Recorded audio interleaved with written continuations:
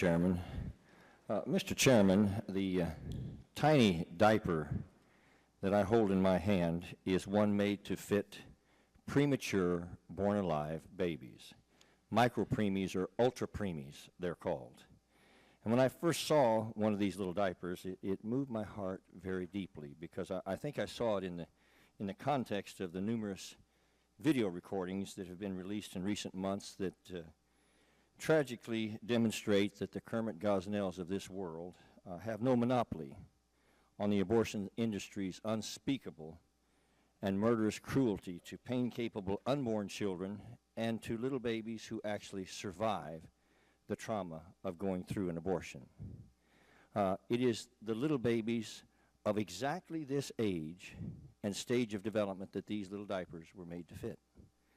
And Mr. Chairman, it's easy for me to understand why the abortion industry's shrill response to these videos has been to try to discredit them in every way possible. They really have no choice. Because if they fail to discredit these videos or to dissuade people from seeing them, they know that anyone with a conscience who does watch these videos will finally see Planned Parenthood and the abortion industry for who they truly are. And this murderous industry will be rejected in the hearts of the American people. However, Mr. Chairman, a forensic digital analysis by Coal-Fire Systems Incorporated of these video recordings conclusively indicate that the videos are indeed authentic and show no evidence of manipulation or deceptive editing. This conclusion is supported by the consistency of the video file dates, timestamps, the video time codes, as well as the folder and file naming scheme. The uniformity between the footage from the cameras from the two different investigators also confirms the evidence that these video recordings are completely authentic. Mr. Chairman, our response as a people and nation to these atrocities incontrovertibly documented by these videos is vital to everything those lying out in Arlington National Cemetery died to save. The House of Representatives very recently passed H.R. 3504, the Born Alive Abortion Survivors Protection Act.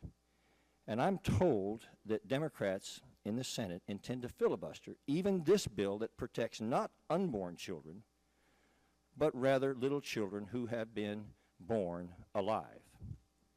Now, no one can obscure the humanity and personhood of these little born alive babies or claim conflict with the now completely separate interests of the mother and the child. Nor can they take refuge within this schizophrenic paradox Roe versus Wade has subjected this country to for now more than 40 years. Mr. Chairman, the abortion industry has labored for all of these decades to convince the world that born children and unborn children should be completely separated in our minds. In the past, they have said that while born children are persons worthy of protection, unborn children are not persons and are not worthy of protection.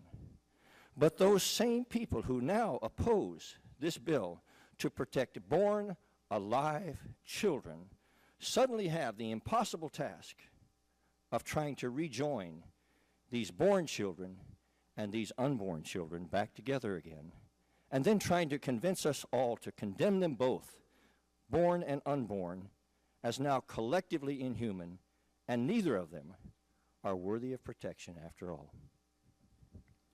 To anyone who has not invincibly hardened their heart and soul, an honest consideration of this absurd inconsistency is profoundly enlightening. Because you see, Mr. Chairman, this country has faced such paradox before.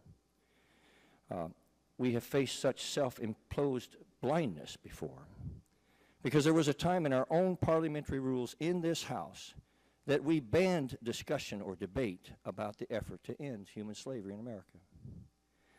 But that debate did come, Mr. Chairman, and with it came a time when the humanity of the victims and the inhumanity of what was being done to them finally became so glaring, even to the hardest of hearts, that it moved an entire generation of the American people to find the compassion and the courage in their souls to change their position. And now to this generation, Mr. Chairman, that moment has come again. And I would implore every member of this committee to ask two questions in the stillness of his or her own heart. First, is deliberately turning a blind eye to the suffering and murder of the most helpless of all of our children born alive in the United States of America, who we have truly become as a nation? And second, is voting against or filibustering against a bill to protect born alive human babies from agonizing dismemberment and death, who I have become and want to be remembered for as a member of the United States Congress. And with that, Mr. Chairman, I would yield back.